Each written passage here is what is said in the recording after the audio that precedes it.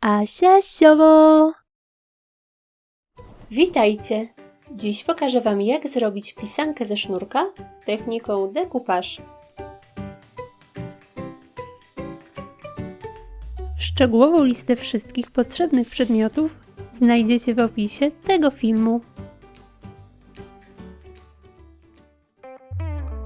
Najpierw całe jajko owijam jasnym sznurkiem.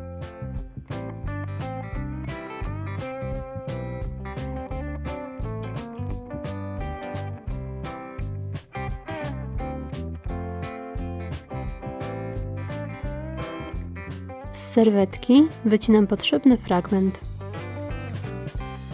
Usuwam dwie białe warstwy.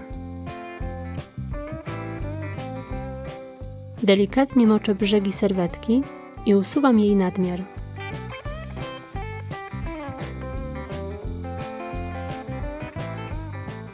Jajko smaruję klejem i przyklejam serwetkę.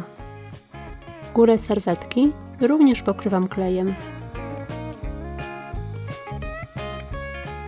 Zostawiam do wyschnięcia. Do pisanki mocuję kawałki sznurka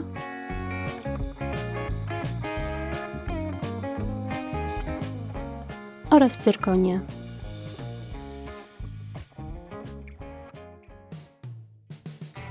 I gotowe! Jak widzicie, dekupaż można wykonać nie tylko na płaskiej powierzchni, ale także na sznurku. Po więcej pomysłów na pisanki zapraszam Was na mój kanał. Zajrzyjcie też koniecznie na mojego Facebooka i Instagrama. Pozdrawiam! Pa, pa!